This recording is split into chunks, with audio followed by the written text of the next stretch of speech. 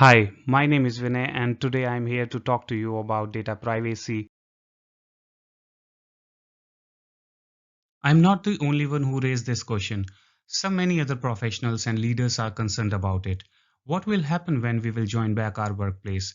While it's been nice taking conference calls in our shorts, the reality is that most of us will be asked to go back to work at some point. And when that happens, many of us will be faced with a choice about how much information we are comfortable sharing with our employer about our health and COVID risk levels. So, first, let's tackle the health questions. Most companies will conduct temperature scans daily before allowing employees back into office buildings or distribution centers or even factories. And in the US, the Equal Opportunity Employment Commission has determined that during the pandemic, employers can require employee temperature checks or testing without violating the Americans with Disabilities Act. Employers may also combine temperature scans with more invasive health questions, those such as whether an employee has a sick family member at home or symptoms of the COVID, such as cough or chills. And some employers may even go as far as to use apps or web forms to ask you about underlying health conditions, how you travel to and from work, your weekend activities, or even about the people you live with.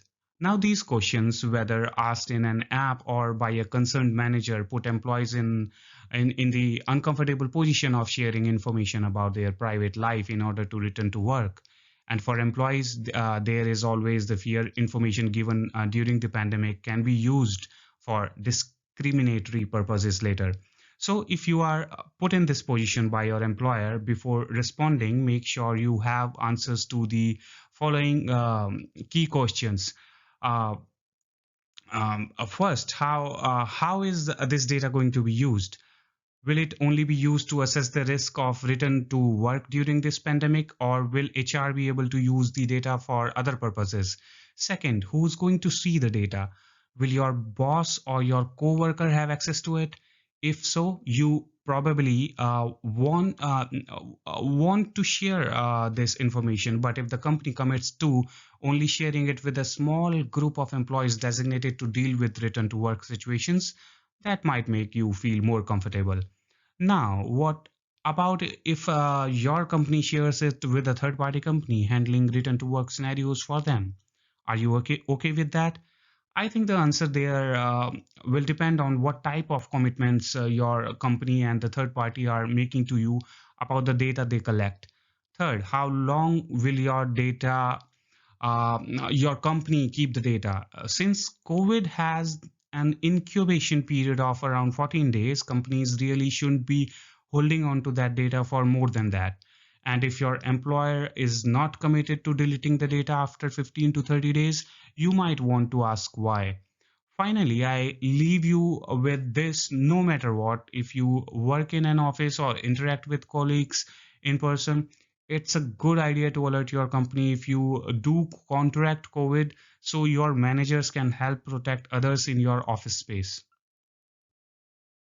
The outbreak of COVID-19 and the subsequent lockdown has led to several new adjustments for continued business.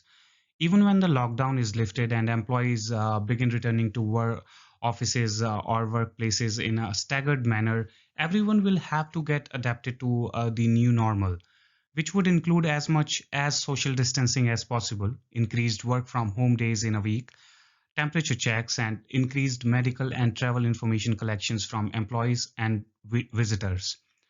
One of the biggest struggles for all businesses is to handle responsibilities regarding data privacy and protection, where the guidelines are still being developed and new challenges are being faced every day.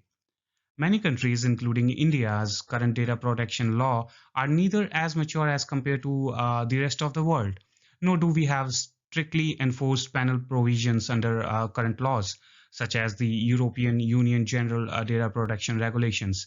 Thus, it becomes the moral, ethical, and technical responsibility of businesses to derive best practices in these changing times and be able to adapt the best ways to collect, protect, and use the additional data collected during the pandemic continuation. Some of the work from home policies have included informing the employees to ensure the following. Use of safe network connection devices given by a company or network hotspot from your phone, and not to use free or open free Wi-Fi networks. Use the hardware given by your company only. Keep it safe, locked, out of harm's way from your pets or children. Use VPN that encrypts your connection with the company network, provide security from additional threats like malware. Do not disable the VPN until the time you shut down your computer. Transfer of data as per the company policies through the dedicated exchange platform or zip files with password protection as far as possible. File or emails should not be sent through private email accounts, even if you have issues using your company's email account for the time being. Keep password and logins safe and change them often. Internet scammers and hackers are possibly more of a threat now than even before. Do not make too many copies of data on desktop or forget to save and store them on the server, even if the server is slow.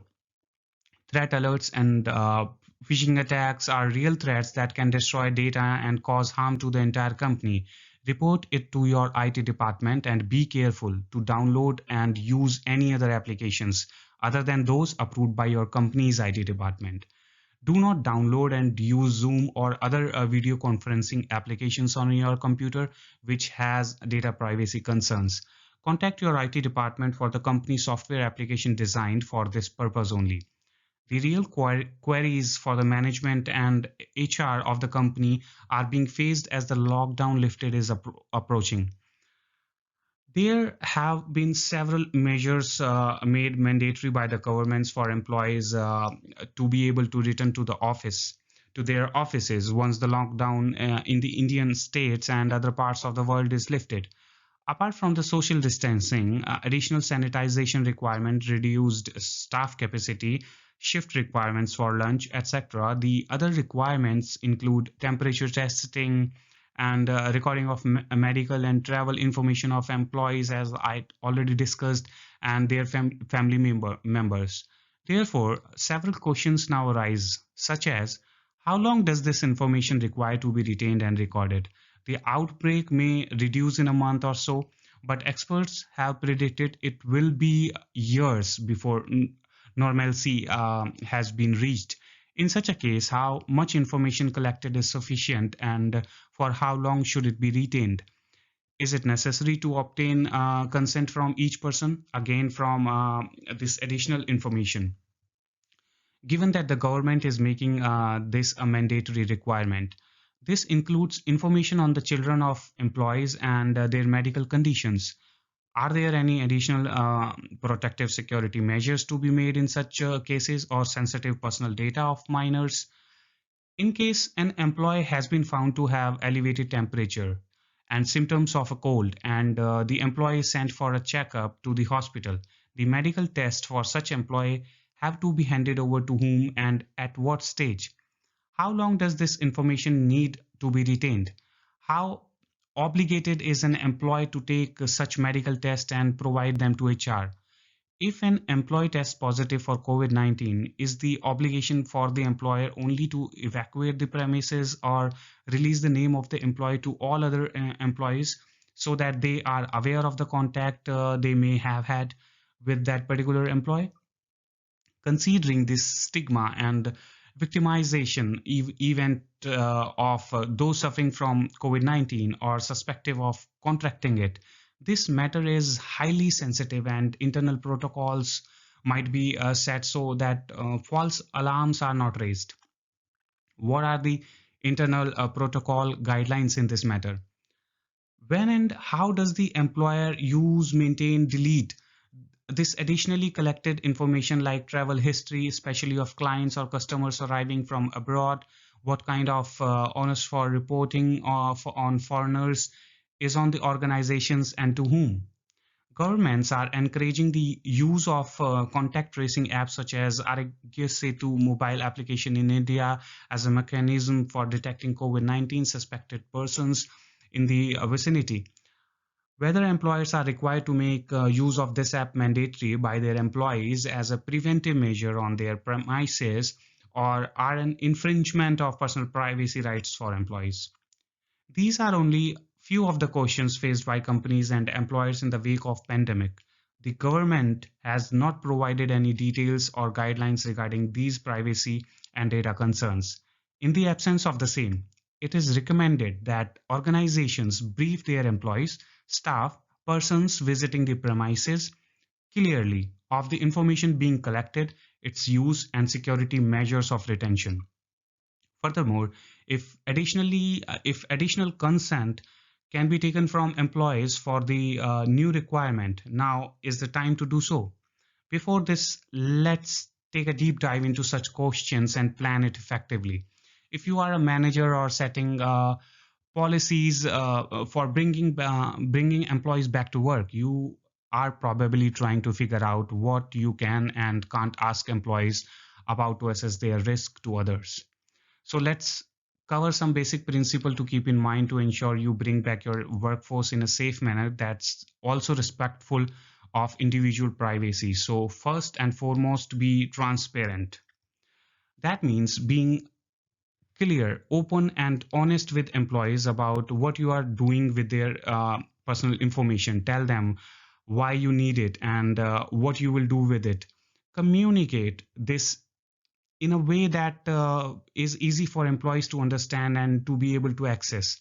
Now, you may choose to do this by creating a back to work policy or sending a letter from the CEO or even discussing it at a company town hall. Well, whatever method you choose, make sure you are clear, direct, and committed to the following through on what you say. Second, keep the data you collected to a minimum. Don't ask for the information that isn't necessary to solve the problem at hand, which is ensuring a safe work environment for all employees. Ask yourself, do I really need this information to save the lives of others? And if your answer is no, then don't ask it. Stick to questions that give you the information you need without violating privacy. Third, be clear with your employees about who you will share the data with. That means telling them exactly who in the company will have access to the data they share. Most employees will understand that HR and security need access to the data, but they may not be comfortable sharing information if they think their boss or colleague will see it. If you do learn that an employee or their family member has contracted COVID, a good practice is not to disclose the employee's name, but to simply notify employees who may have been exposed that someone in their building or floor has contracted COVID so that they can take steps to protect themselves and self quarantine. Fourth, follow existing policies. Amid a crisis, you may feel tempted to forge ahead with solutions and not stop to consider it. They are in line with existing policies and agreements. However, to maintain the trust of your employees, it's key that you act as per your existing HR and privacy policies. Make sure that the actions you are taking during the pandemic don't violate your previous commitments. And if for some reason they do, make sure you notify your employees of your change of plans and explain your reasoning clearly and transparently. And finally, securely delete the data when you no longer need it. Securely deleting and destroying any personal information collected from employees for the purposes of COVID is really important to do once you no longer need it. Since the incubation period of COVID is around 14 days, it makes sense for you to delete the data after 15 to 30 days since it's really not relevant after that. I hope these tips will help you and your company strike the right balance between protecting employee privacy and gathering the information you need to protect the health of your employees. Similar to how 9/11 changed building security forever with turnstile in lobbies and limited badge access, COVID will usher it in its own changes to workplace security and monitoring. Technologies such as AI, location tracking, heat sensors, and video cameras will be used by employers to monitor the spread of COVID. And while these technologies can help protect workers from the spread of COVID, they also raise serious privacy concerns. It's therefore really important that employers use these new technologies in a way that's responsible and proportional and for the public good. So, if your company plans to use technology to manage the health risk during the pandemic, keep these best privacy practices in mind. First, review your plans with the legal counsel and make sure they are in line with existing policies, such as your code of conduct and employee privacy policy. In some countries, you may have to get employee consent before these practices can be used and before you can use technologies that surveil those employees. Take into account your company's values and culture concerning employee monitoring and surveillance. While the action you are planning may be beneficial for a health standpoint, they could have a potentially negative impact on employee trust. And that's an important thing to keep in mind. So, proactively address the issue with employees by letting them know that you are planning. You can do this by sending an email to employee before they come back to work so they can make an informed decision about their choices and about their privacy. Post signs in hallways and in conference rooms where video or other monitoring is occurring so that you can remind employees they are being surveilled. And if you are allowing visitors back into your building, notify them of your surveillance and monitoring practices so they are informed and they can make an educated decision about their own privacy when entering your offices. Finally, be proportional in your application of the technologies. That means don't monitor employees in private places like bathroom or locker rooms, and be sure to stop the surveillance once the pandemic ends. Don't keep any of the data collected through video or other surveillance technologies longer than you need them to help protect your employees' safety. And hopefully, if you take these thoughtful steps to ensure surveillance and monitoring technologies are used with your employees' privacy in mind, you will be able to help protect the health of your workforce while still respecting individuals' employee privacy rights. The current pandemic is moving learning from the classroom into our homes. According to UNESCO, the education of nearly 1.6 billion students in 190 countries has been impacted by COVID. That's 90% of the world's school-aged children. Millions of students are making the difficult transition to distance learning, and parents and teachers are making the transition with them. This sudden switch to distant learning poses unique questions about child data privacy and how to protect students' personal information. Furthermore, many parents and educators may not even be aware about these privacy concerns exist. Since 2018, the FBI has warned that pre-universities K-12 students using education technologies face several cybersecurity and privacy threats.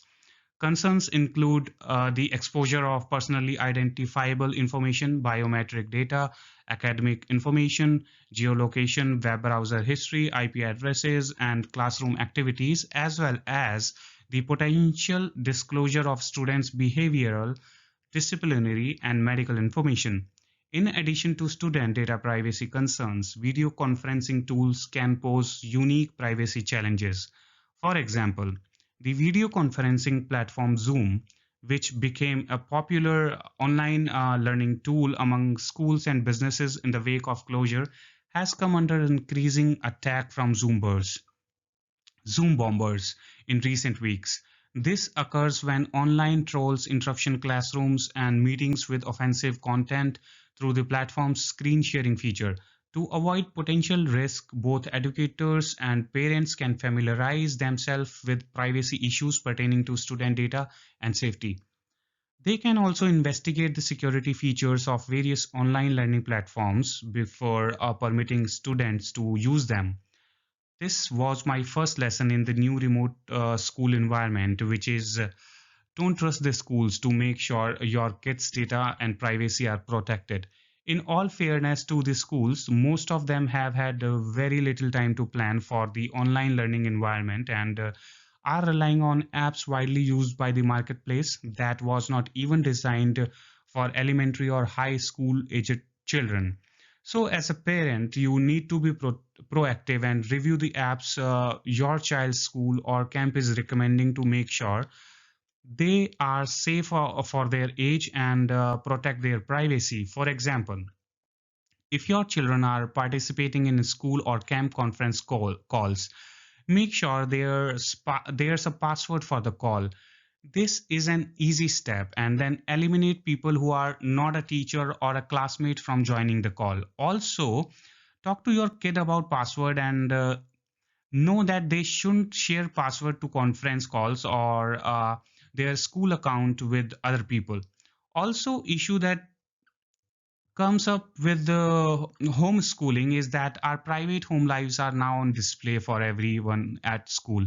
I myself was at fault at this evening when I walked into the kitchen in my pajamas and didn't realize my nephew was on a Zoom call with his entire scout troop. So that I learned from that were two important things. First, I taught my nephew how to use the virtual background on conference calls to block out things happening behind him like me. And two, I learned that in this world of remote learning, the private space may often become public, so dress accordingly. Finally, review the privacy setting on the device your children are using for school to ensure they can help to protect your child's privacy and security. You may have even careful with the devices you provided your child and install software that tracks your online activity and block certain websites, but recognize that if they are using a school device now, those same protections are not in place. So sit down with your kids and review the apps and websites they are using for school and make sure they have a strong privacy policy in place and are designed to be used by kids, not adults. And if they are designed for adults, well, talk with the teacher or school to find out what precautions they are taking to protect the kids from potential security or privacy risk. There are two key questions that I always wish parents and educators should focus on. First, how does the law affect student privacy? And second, which online learning platform provide best security? So, how does the law affect student privacy? Well, many online learning platform collects student personal data as more and more students turn to these platforms to complete their coursework. Educators and parents should familiarize themselves with how the law protects student data. According to the 1974 Family Educational Rights and Privacy Act, FERPA, schools must have written permissions from parents or eligible students over the age of 18 to release students' education records. This law also pertains to the release of students' personal data. However, FERPA maintains certain exceptions that allow school to share data without personal consent in some cases, provided there are data privacy agreements in place with the vendor detailing the use of the data.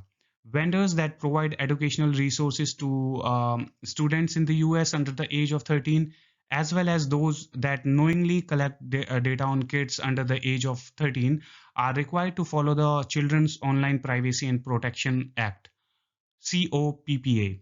To help educators and parents navigate these various requirements, the US Department of Education hosted a webinar for and virtual learning during COVID-19 with the free slides available for download. Now, let's come to the second point, which is which online learning platforms provide best security. Um, the Student Privacy Policy Office recommends educators find learning tools that utilize encryption while featuring enhanced identity authentication and privacy policies that detail how their use of student data complies with FERPA. Some example of products that contain strong security features includes Google's G Suite for Education, Microsoft Office 365 Education, and Google Classroom and Microsoft Teams for Education. Hackers aren't the only concern for school district transitioning to online learning. District should also focus on how to prevent student data from being shared or stolen via video conferencing platforms. The Department of Education's FERPA and virtual learning during COVID-19 webinar previously can help answer uh, questions educators may may have about to protect student data on these platforms. It addresses what student data can be disclosed in online classrooms, whether lectures recording will be kept as virtual records, as well as how they will be shared and how discussion points. According to the Student Data Privacy Consortium, SDPC, the most important step to protecting student privacy is good communication between parents and educators. The key to address many of the concerns is ongoing and clear communications between parents or educators and school CIOs, CTOs in what applications and services are safe for learners and which need to become more aware of the importance of student data privacy. The STPC stated in a recent blog post that you can find on Google easily. As a guardian, I often feel overwhelmed trying to manage my nephew's new learning environment in addition to all the technical and societal challenges that this pandemic has brought. One of the issues that have been top of mind for me has been how to educate kids very quickly about online privacy risk. Now that both their school day and their social interactions are happening online, given the new rule around social distancing and learning from home during COVID, kids are using video conferencing and chat functionalities in record numbers for their sports, club gatherings, social hangouts, and they are not thinking of privacy risk associated with those technologies. So here are some tips from me to all the parents who are watching this video. First step, monitor your kid's device. In my home, this translates to there is no privacy until you turn 18. And one way we enforce that rule is by requiring our children to use devices in public spaces in our home so that we can monitor their use. Second, talk to your kid about what is and isn't private. You might be surprised to learn that your kids don't have a good sense of what information is private and what isn't. If they don't know what data is private, they won't be very good at protecting it. So it's important to chat with your kids, no matter the age, about what information they should keep private and what they can share with others. Third, teach critical thinking. Talk to your kid about what they are doing online and explain to them the risk involved.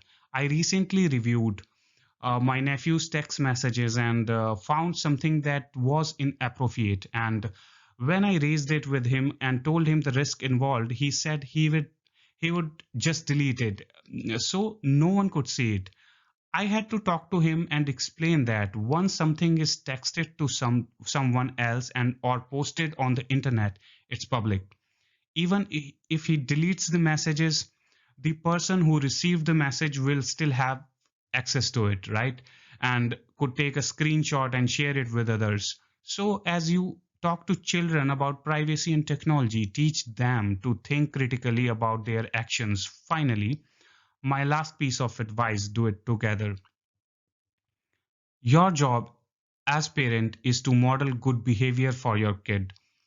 And one way we can help our kids understand good privacy practices is by using technology with them.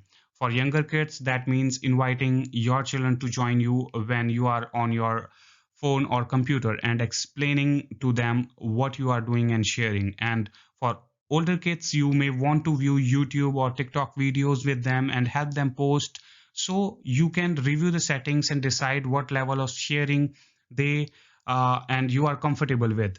And if your kid are gamers, sit down and play a game with them. Talk through how they can protect themselves by only live chatting with people they know, using avatars instead of photos of themselves, and using a screen name rather than their real name. I hope some of these tips help you protect your kids and open up a dialogue in your home about online privacy and protecting ourselves during this time when the internet really is our main connection to the outside world. Thank you, everyone. If you have got any query or concern, then always remember the fastest way to reach out is the comment box. Pick up your keyboard and start typing in the comment box. I will get back to you at my earliest. Alternatively, you can drop me an email at cybercyber@gmail.com. Also, do not miss to subscribe to my channel and press the notification bell icon So to be aware of any new course that I will publish, you can connect with me over LinkedIn, Facebook, Twitter, and Instagram to get yourself updated with the latest cybersecurity industry trends, documents, and various articles. You should use our unique ID, Cybit Cyber, to find and connect with. Please subscribe to Cybersecurity, press the notification bell icon, like